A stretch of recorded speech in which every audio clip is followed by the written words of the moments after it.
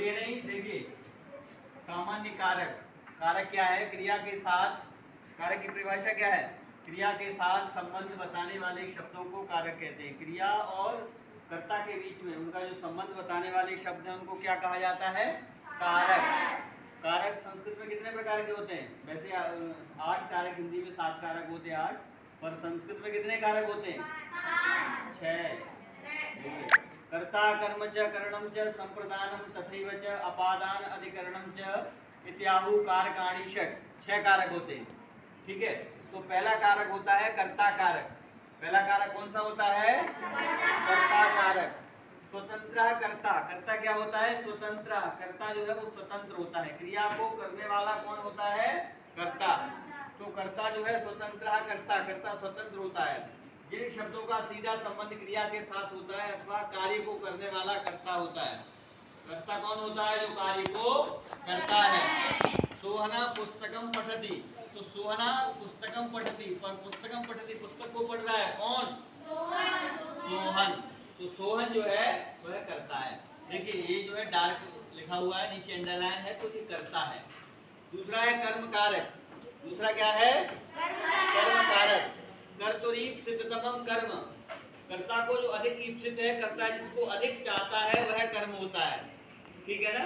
कर्ता जिसको अधिक चाहता है। जिन शब्दों पर क्रिया का फल पड़े उसे कर्म कारक कहते हैं। जिन शब्दों पर क्रिया का फल।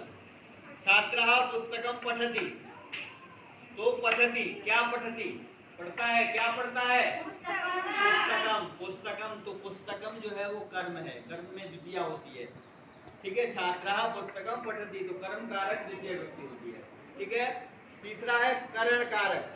करण क्या है? साधन जिसको कहते हैं। सूत्र है साधक तमम करणम, अर्थात साधन जो है, माध्यम जो है वो करण होता है।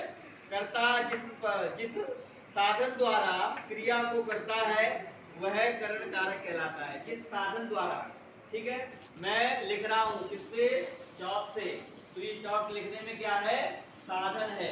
मैं बोल रहा हूँ किससे? मुंह से, तो क्या है? साधन। मैं लिखता हूँ पेन से, तो पेन क्या है? साधन। ठीक है। एग्जाम्पल देखिए, बालकः कन्दुकेन क्रीडति, बालक गेंद से खेलता है, तो खेलता है क्रीडति, क्रिया हो रही है खेलना, लेकिन ये किसके माध्यम से हो रही है खेलना? कन्दुकेन, गेंद के माध्यम से। किसके माध्यम से खेल रहा है? साधन क्या है? खेलने का साधन क्या है? गेंद। तो गेंद में तृतीया विभक्ति है। एक गेंद है इसलिए एक वचन है। यदि 2 गेंदें होती तो द्विवचन कन्दुकाभ्याम होता, और यदि बहुवचन होता तो कन्दुकैः बहुवचन हो जाता। आगे है चतुर्थी। तृतीया करण कारक था, चतुर्थी है संप्रदान कारक। संप्रदान कारक कर्मणा यम अभिप्रैति से संप्रदानम, अर्थात जिसके लिए क्रिया की जाती है उसका ज्ञान कराने वाले संज्ञा या सर्वनाम के रूपों को संप्रदान कारक कहते हैं। ठीक है, जिसके लिए क्रिया की जाती है। जैसे बालक पढ़ने के लिए, बालकः पठनाय गच्छति, बालकः पठनाय गच्छति, बच्चा पढ़ने के लिए जाता है। किसके लिए जाता है? पढ़ने के लिए। तो जहाँ पर स्वार्थ छिपा, हेतु है, इसलिए, पढ़ने के लिए, खाने के लिए, पीने के लिए, ठीक है, पूजा के लिए। मंदिर जाते हो किस लिए? पूजा है। तो यहाँ पठनाय, चतुर्थी व्यक्ति का एक वचन। पठनाय यहाँ पर अर्थम भी लगा सकते, पठनार्थम भी लिख सकते थे, तो भी अर्थ निकलता के लिए, और षष्ठी के साथ कृत्य जोड़ करके भी इसका अर्थ निकलता। पठनस्य कृत्य गच्छति, पढ़ने के लिए, चतुर्थी का अर्थ निकलता है। और पांचवा है अपादान कारक। अपादाने पंचमी है, अपादाने पंचमी, इसके लिए कई सूत्र हैं। ठीक है, भुवा आख्यातोपयोगे, भुवा प्रवादी, तो अपादान कारक अलग होने के अर्थ में अपादान कारक होता है। अलग होने के अर्थ में क्या होता है? अपादान। वृक्षात फलानि पतन्ति, तो वृक्षात शब्द में पंचमी विभक्ति है। एक वृक्ष से फल गिर रहे हैं, वृक्ष से फल अलग हो रहे हैं, तो जिससे अलग होते हैं उसमें कौन सी विभक्ति होती है? पंचमी। अपादान कारक होता है। जिससे अलग होते हैं उसमें कौन सी विभक्ति होती है? पंचमी। तो ये आपके 5 कारक हो गए। छठा जो है अधिकरण कारक है।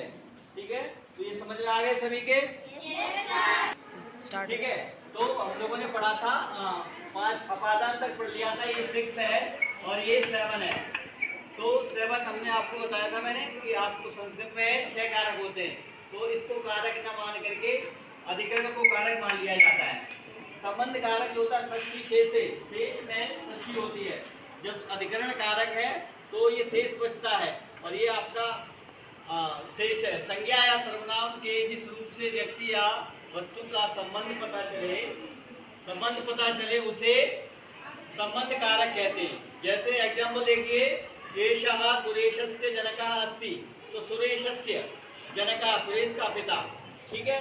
तो एषः सुरेशस्य जनकः अस्ति, ये सुरेश के पिता हैं।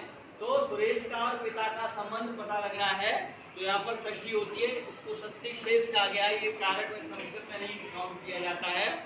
और छठा कारक हमारा होता है अधिकरण कारक।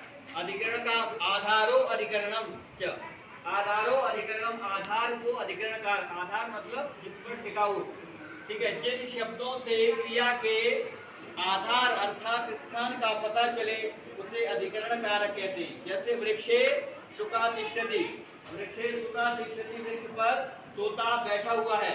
तो वृक्ष क्या है? तोते का आधार। वृक्ष क्या है? तोते का आधार है। तो आधार में सप्तमी विभक्तियां, सप्तमी एक वचन है, वृक्षे शुका तिष्ठति, वृक्ष पर तोता बैठा हुआ, तो वृक्ष आधार है। और आधार में सप्तमी विभक्ति का प्रयोग होता है। और उसके बाद आठवां अगला जो है संबोधन होता है। संबोधन किसी को बुलाने के लिए होता है। संबोधन में प्रथमा व्यक्ति का एक प्रयोग होता है, ने और आदि। तो संबोधन जो है प्रथमा का ही रूप होता है। इस प्रकार से आपका जो है आज की कक्षा में सामान्य परिचय कारक का हुआ, ठीक है।